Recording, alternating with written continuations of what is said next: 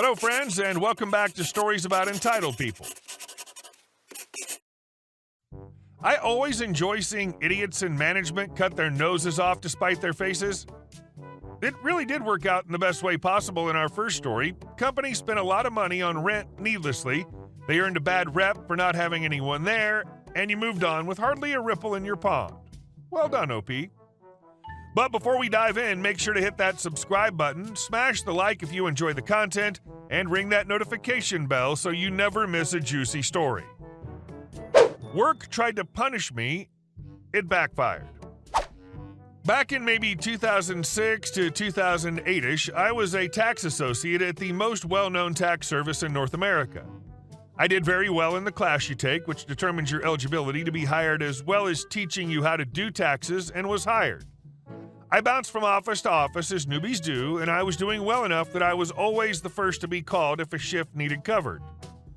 After my first season with them went so well, I was invited back for the next year, and the class was free because of the invitation back.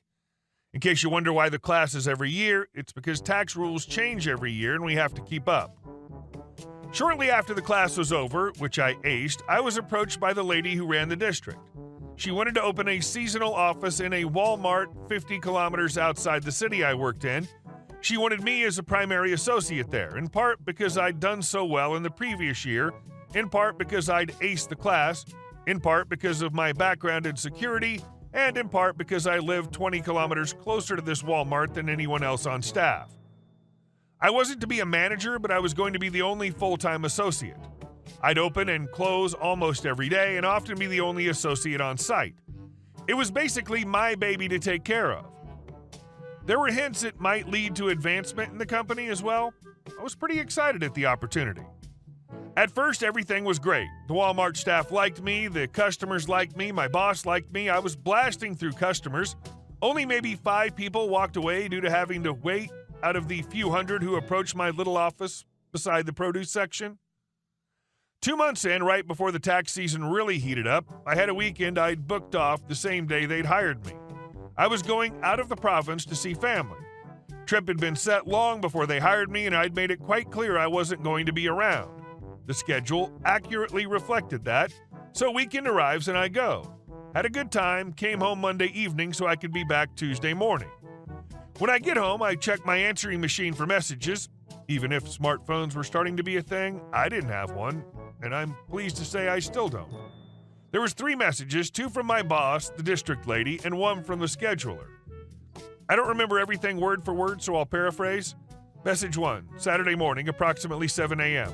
Hi, OP, sorry to do this to you, but we need you in today. Employee X, who we scheduled to replace you's car broke down. Message 2, Saturday afternoon, approximately 2 p.m. I'm very disappointed in you for not responding to me and not showing up. I'll be making some changes. Message 3, Monday morning, approximately 9 a.m. Hi, OP, this is Scheduler. Your hours have changed this week. Call me when you get this. Now, at this point in my life, I'm not a kid out of high school, and I've had enough experience with screw jobs that I'm absolutely not going to crawl on my hands and knees apologizing and begging for my job. If you're going to be petty and mean just because you effed up, then we're going to have problems. So we did. I called the scheduler and was told I was suspended for a week and to call my boss after a week to get back on the schedule.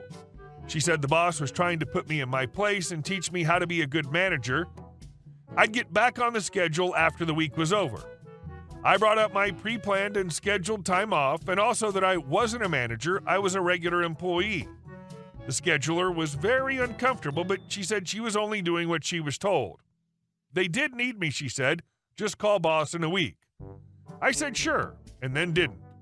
I was furious, and I wasn't the one who was going to be put in her place.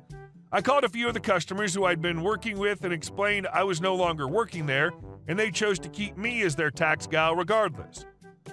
It really wasn't intended as revenge, even though it sounds that way. The company wasn't going to make more than it cost to have someone do their taxes anyway. This was purely a customer relationship thing. I like to finish what I start. The real revenge was accepting my suspension. The entire week I was suspended, I made sure to stop in at the Walmart to see if I knew who they scheduled for my shift, and if we were friendly, then help them out with the quirks of this location. But there was never anyone there.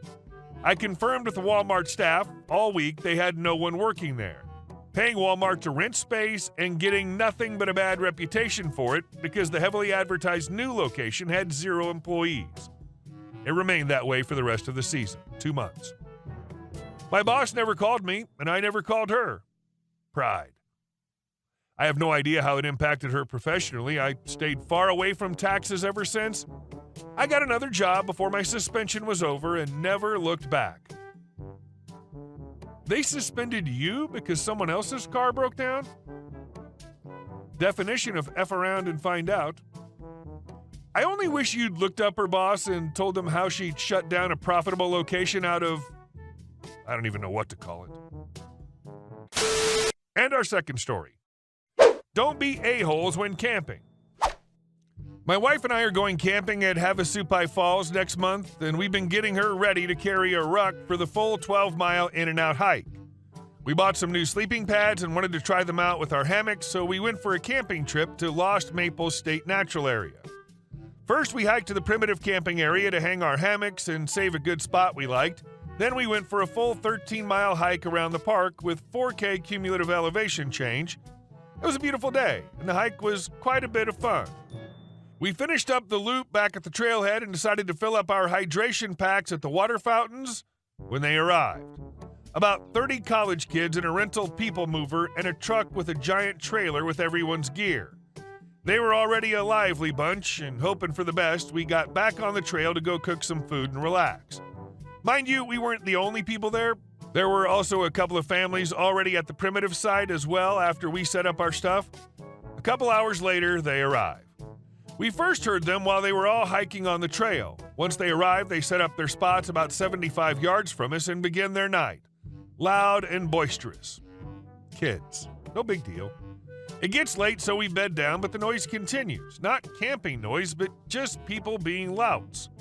Yelling for no reason, throwing things around. A dude and a girl walking to the compost toilet while he was explaining to her his previous sexual exploits. Because chivalry? They ended up breaking into 2 sects, main camp and then a group of like 6 to 7 who went to smoke by the compost toilet. Why? No clue. 11:30 p.m. rolls around, and while laying in my hammock, I literally yell at them to kindly shut the F up. People are trying to sleep. They all go quiet.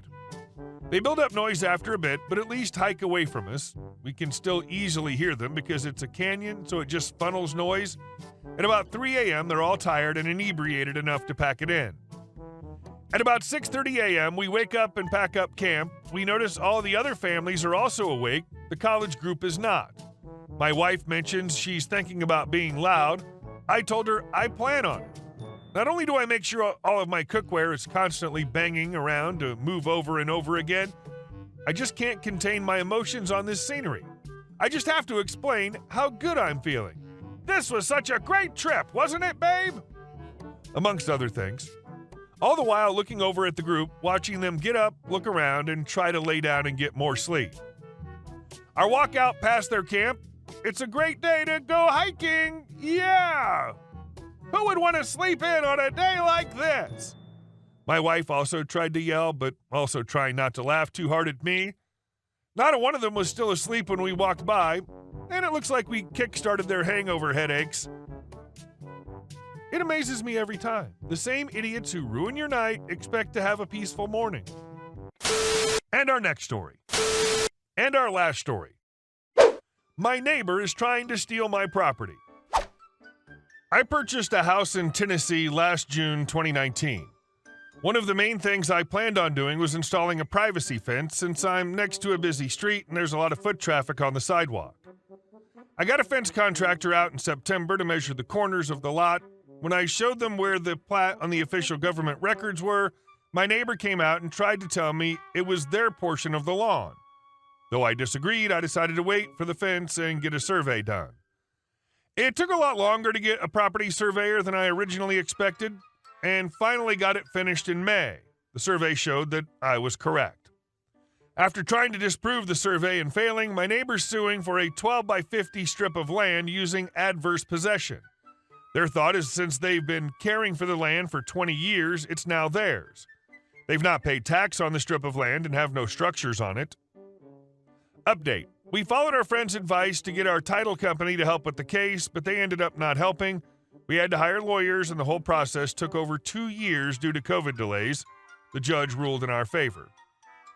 Some details about the case. The neighbor was able to prove that they had mowed the piece of property for 20 years, which we did not and could not dispute.